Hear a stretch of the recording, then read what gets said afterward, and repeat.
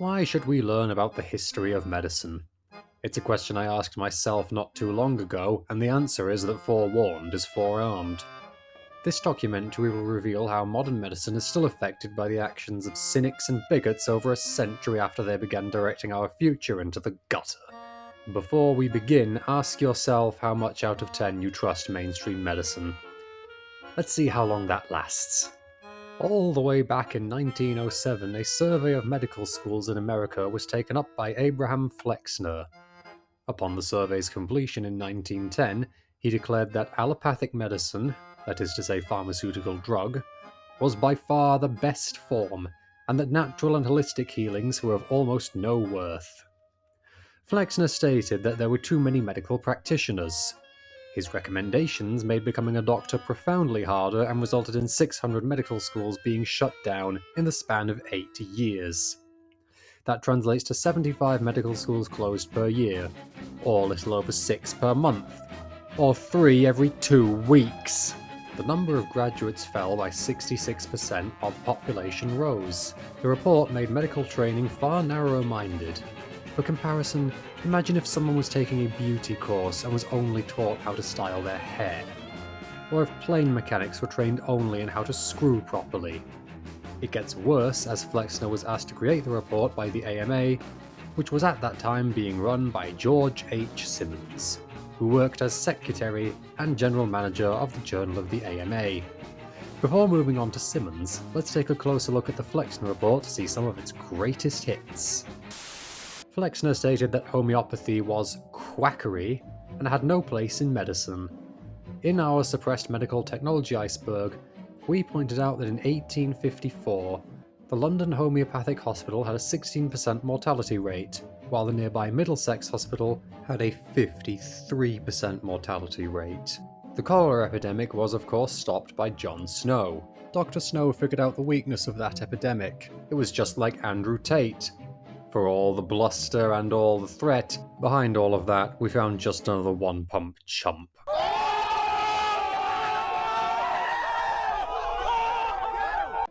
If that isn't enough, homeopathy is recognised by the government of India, which has healed millions with it.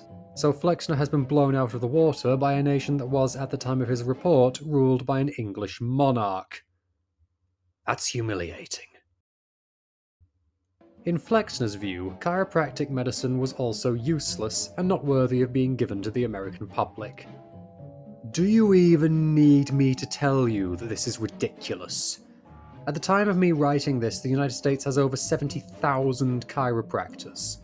Felxner also engaged in mudslinging towards osteopathic medicine. In simple terms, he said that massage has no value. Speaking from personal experience, I've dislocated my vertebrae a few times and had to have them put back in, and they work absolutely fine. Also, osteopathic therapy can be described as working out. If he thinks that has no value...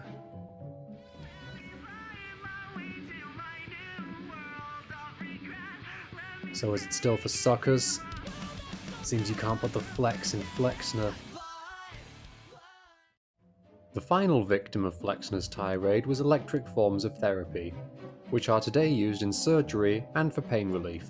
Examples include the TENS machine and muscle stimulation devices in physiotherapy. Felxner was talking spiteful gibberish from start to finish, and if he said this today, he'd be spat on in public or trolled online. Possibly the dumbest statement on the medical industry since this quote from The Rise and Fall of a Scientific Genius. If that wasn't bad enough, it seems Felxner took inspiration from Cecil Rhodes, with statements including, A well-taught Negro sanitarian would be immensely useful. An essentially untrained Negro wearing an MD degree is dangerous. He also stated, Now that the women are freely admitted to the medical profession, it is clearly they show decreasing inclination to enter it. More schools in all sections are open for them, fewer attend, fewer graduate. a reminder, this man was selected by the AMA to influence the minds of an entire nation. Imagine if today the same report came out, its popularity would mirror that of a P. Diddy comeback tour. Under Simmons' rule, the AMA began restyling itself using some new policies, one of which was the organization's funding being solely directed by him. George Simmons also decided the best man to serve as his right-hand man was Morris Fishbien, who he hired in 1913. Think about this. George Simmons ran the Journal of the American Medical Association. You'd expect of a man with that role to have an education in medicine, and indeed Simmons proudly stated that he was trained by the Rotunda Hospital of Dublin. An odd statement, being as they were not authorised to give out medical licenses. Reminds me of that time I got my degree in Arabic from Sandhurst Military Academy. Simmons also claimed he spent a year and a half in hospitals in London, but didn't reveal what he was doing there, or even if he was on the giving or receiving end of medical care. Simmons later received a medical degree from Rush Medical College via the mail, although there was no record of him ever being present. Simmons and Fishbien, the match made in hell, then created the Council on Pharmacy and Chemistry, which worked alongside the FDA. Under Simmons, they aligned the actions of the AMA with the desires of the government. You can still see this effect today, as this is taken straight from the FDA's website. We also learn that according to the books Murder by Injection, the story of medical conspiracy against America, and Rockefeller Medicine Men, Medicine and Capitalism in America, some very serious accusations were made. Take note that I'm not saying these are definitely true, but I will relay them. According to these books, the AMA gave their seal of approval to companies that paid them to do so. Let that sink in. The AMA was saying that they approved of drugs because they were being paid to say that they were good. The AMA couldn't even keep a united front as they drove away Dr. Andrew Ivy, an enraged Wallace Abbott, who, having made Abbott saline laxatives in 1908, was making enormous money. But the AMA took action against them, going so far as to call them the Alkaline Cult. Dr. Sebi called, he wants his band name back. Between 1907 and 1909, George Simmons waged war on Abbott via the media. Simmons called Abbott a sellout, whose company was not interested in helping the public. Rather, it was a cynical organization only interested in making money. This is on par with Jimmy Savile, talking about how he's a blessing to children. Abbott fought back by releasing a 48-page defense called An Appeal for a Square Deal, in which he accused Simmons of being the mastermind of an ambition to undermine the power of physicians. It is said that Wallace Abbott showed Simmons a document that showed Simmons had been faking his medical degrees, allowing doctors to get away with medical negligence, and sneaky feeling his colleagues. Following this, Abbott received all the help the AMA could provide. After years spent being obstructive and adversarial to countless people in the medical field, Simmons finally met his match in... his match, the wife. Simmons grew tired of his wife and opted to poison her either to insanity or suicide. After many months, she found the courage to take legal action against him. In a highly publicized trial in 1924, the wife proved in court that he had tried to have her framed for insanity. If I were not mad, I could have helped you. Whatever you had done, I could have pitied and protected you. But because I am mad, I hate you. Because I am mad, I have betrayed you, and because I am mad, I'm rejoicing in my heart without a shred of pity, without a shred of regret, watching you go with glory in my heart.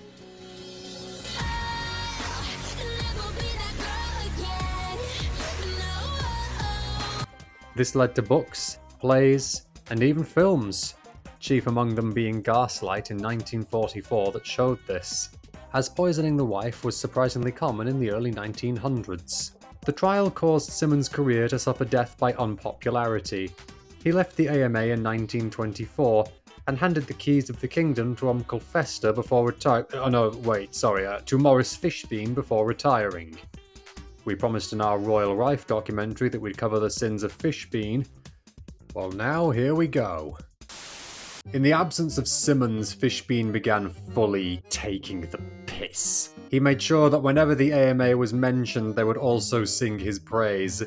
Using his position, he launched dozens of private enterprises, including book publishing, lecturing, and writing feature newspaper columns. But listening to Fishbien talk about what should and should not be done in medicine is akin to listening to a cookery demonstration by Jeffrey Dahmer, if you ask me. With a salary of $24,000, which is $248,000 in today's money, he became the playboy of the 1930s. His children were supervised by a French governess, while he regularly attended first nights at theatres. He had full control over all the publications of the AMA and kept his vice-like grip on its actions while continuing to quash various opponents. Some of his finest moments are as follows. In 1933, Fishbien told Chicago businessmen not to talk about amoebic dysentery, ensuring he made money from the World's Fair. In doing so, hundreds of tourists visited the World's Fair and went back to their homes with the sickness. The head of the AMA would rather make a quick buck by making you take a massive dump against your own will. In 1938, Fishbien funded Philip Hoyland against Royal Raymond Rife, giving him the money to sue Rife using access privileges he didn't have because he got fired for screwing around with the machine like Simmons did with his secretary. The English doctors that received the machines had this to say.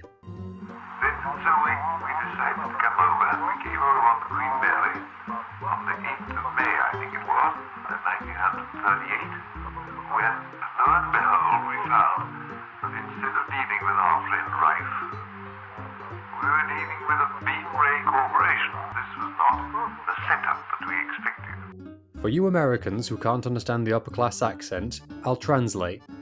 We're not happy. At the courtroom, Hoyland made himself look ridiculous.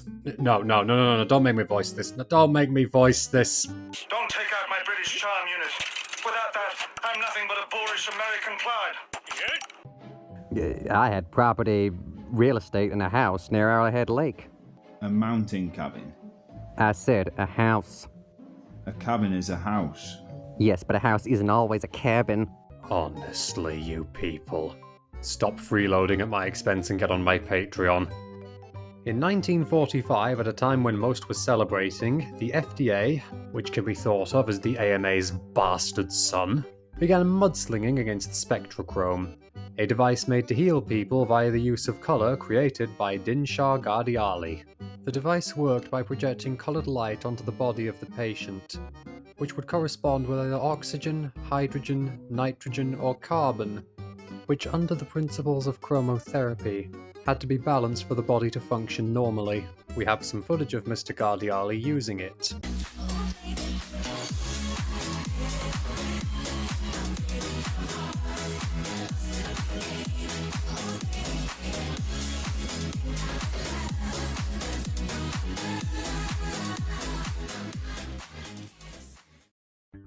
The FDA stated, "It was aluminium slide projection mounted on a stand." Dinshar was then charged with advertising the device across state lines. He lost the case and was given a 5-year probation. 5 years and 1 day later, he began selling lamps that he said had no curative or therapeutic value. But in 1951, the AMA paid a visit to his lab and tore his inventions apart as if they were at the demo derby. Personally, I suspect this is because the American police couldn't spot the difference between Indian and Spanish cultures and thought they were having a piñata party. Age 78, Dinshar was then charged for 3 years. In 1958, a permanent injunction was issued against the spectrochrome, but in spite of the mileage he'd gained, Dinshar kept selling the devices in New Jersey during his mid-80s. Remember everyone, you're only as old as you feel. You starting to see a pattern here? I learned during research that psychopaths tend to gravitate towards high-paying positions, such as the medical trade. In 1940... Don't look at me like that. In 1949, Harry sued Fishbien for slander. Slander is spoken. In print, it's libel. Sued him for libel, at the end of which Fishbien and the AMA lost. 2 different courts identified them as a monopoly, and the press eviscerated them. Fishbien's jet-set life came to a sudden end, as he admitted he'd never treated a patient once in his life. Another secret we learned about Nikita Khrushchev is that he... No, wait, that's not him. There we go. Another secret we learned is that Fishbien failed anatomy in school, and barely graduated on a basic level. The dressing down didn't stop there, as he admitted that the paste he called brutal did cure cancer from what he'd seen. In the absence of the office moron, the AMA continued its signature moves. As the tentacles of the AMA expanded as though we were all part of an oversized hentai, the FDA began screwing over Wilhelm Reich, who many return viewers will know invented the organometer, which he was using to cure cancer. Side note that in our research we've been told by many people that the organometer dramatically reduces chronic and period pain. If you are suffering from either, then you are dismissed from class and may learn how to create one using this link. If you don't have either, then sit down and pay attention. Something that should be highlighted is that Reich spent the early 1950s enabling people to sneaky feel the underage at the Orgonomic Infant Research Institute. No action was taken against Reich for this by the AMA or FDA. However, when he began upstaging medicine, their moral code stepped in as they drew the line. Reich was jailed for shipping orgonomic devices between states, and then he got old and died. Crybiosine was the next target for the AMA's rampage, which is a surprising twist as for once it was not a sound or light-related beam, nor an electromagnetic device, but a pharmaceutical drug. Add friendly fire to the AMA's classic hits. In 1963, Senator Douglas's committee found that the report the government made on crybiosine was unfair, inaccurate, and prejudiced, stating also that the Cancer Institute imposed unduly harsh and severe standards of judgment upon crybiosine. The report went even further in saying that the microscopic image the FDA released to the press that they said showed identical spectrograms for creatine and crybiosine was a misrepresentation of the truth.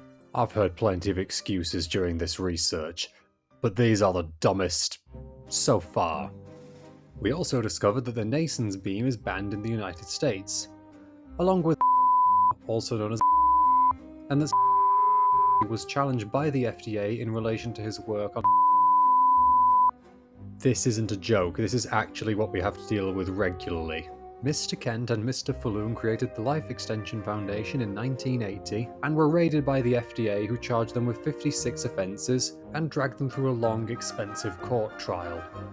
In the end, the FDA failed to land a single punch, and both walked out with no convictions. You know, I'm shocked that the AMA or FDA never made any movies glorifying themselves, as psychopaths are also attracted to the filmmaker trade. On October the 12th, Stop laughing at me, you jackals! On October the 12th, 1976, a small group of chiropractors filed a lawsuit against the AMA and other medical associations named Wilk vs. AMA for antitrust suit. Because of the AMA's boycott on chiropractics, many chiropractors, including Dr. Chester Wilk, were not able to refer patients to access diagnostic imagery or refer patients for medical care when necessary. They led the lawsuit against the following. This culminated in 1990 with the AMA losing, meaning hospitals could now employ chiropractors. After 8 decades, the stranglehold was no more. This covers some of the medical industry's finest moments. Now a big question. How much do you trust mainstream medicine at this point? Post your before and after in the comments section. Oh, also, I recently got my PhD in psychology from Sandhurst, and I have this to tell you. This video has a lot in common with the pair of legs. The more you spread them, the more joy goes around. Now get sharing.